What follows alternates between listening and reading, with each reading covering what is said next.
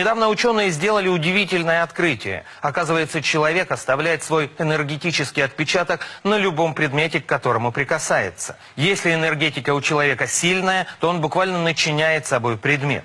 Ученые говорят, что в этом нет ничего необычного, ведь человеческий организм является обычным носителем информации. Этим качеством люди наделены на молекулярном уровне. Смотрим. До недавнего времени ученые-генетики не подозревали, что молекула ДНК обладает мощной энергией, невидимой глазу. При этом излучение содержит значимую часть информации о человеке. Они же способны оказать ощутимое влияние на живых существ и окружающие предметы. Структуры, отчуждаемые от ДНК, они явно имеют волновую и квантовую природу. И они могут вести себя очень интересно. Они могут вылетать из ДНК и иметь очень сложные траектории. 1985 год. Группа ученых под руководством доктора биологических наук Петра Горяева проводит исследования. Фиксировать полученный результат будет лучшая аппаратура Института физико-технологических проблем Академии наук. Для начала спираль ДНК помещается в пробирку. Информация о генетической молекуле фиксируется лазерным лучом. Спустя сутки проводится повторный эксперимент. Для этого ученые берут ту же пробирку, на этот раз пустую. Но, несмотря на это, компьютер фиксирует на ней наличие ДНК. Обнаружили, что осциллограф продолжает регистрировать некие графики, похожие на те, которые давал препарат ДНК. Полученные результаты подтвердились повторными экспериментами. Так каким же образом лазерный луч смог увидеть в пробирке отсутствующую молекулу? Вывод очевиден. ДНК излучает энергию, которая способна фиксировать на предмете информацию о себе. Это значит, что ее обладатель, это человек, тоже оставляет повсюду после себя энергетический след. Его излучение надолго поселяется на вещах и вместе с ними переходит к следующему владельцу. Получается, что влияние людей и предметов взаимно. Мы очень должны быть внимательны, когда держим в руках какую-нибудь вещь, понимать, принадлежит она вам или нет, нравится она вам или нет. Это должен быть какой-то, наверное, контакт, ощущение просто.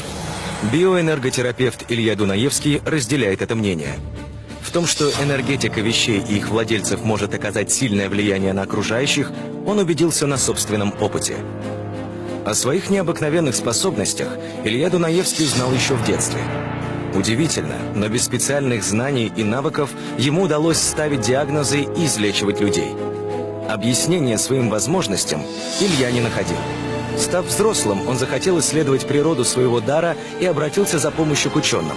В лаборатории биоорганической химии МГУ Илье предложили участвовать в непростом эксперименте. Предстояло не просто считать информацию о человеческой крови, но, возможно, и повлиять на ее химический состав. Проводить эксперимент взялся профессор Войков, много лет посвятивший изучению гематологии. Я пришел к такой мысли, которая, может быть, кому-то не понравится, что есть вот вроде бы учебники гематологии, науки о крови, а на самом деле науки о крови нет. А есть наука об элементах, из которых кровь состоит. Человеческая кровь способна нести в себе массу информации. Не случайно ее состав способен поведать специалистам о заболевании их владельца, многих его пристрастиях и даже географическом месте проживания. Профессор Войков утверждает, что кровь – это целая организованная система. Жидкий кристалл, наделенный способностью накапливать и отдавать информацию. Взял пробирку, удалился с ней в кабинет. Я говорю, слушай, а вот ты как будешь работать-то со всем этим? Это же, ты не знаешь, кто это? Он говорит, а я посмотрю. Я говорю, посмотри, хорошо. Илья Дунаевский не был ограничен во времени.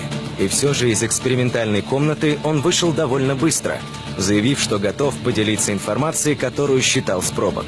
Это удивило ученых-наблюдателей. Но еще сильнее их поразил результат исследований.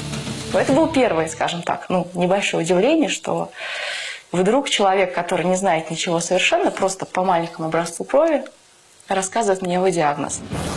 Последующее обследование образцов крови состоялось сразу же после эксперимента. Результаты поразили ученых. Оказалось, что состав крови изменился. Из нее удивительным образом исчезли многие болезнетворные составляющие. Эксперименты, которые проводились мной, связанные с экспериментами с кровью, они показывали, что параметры так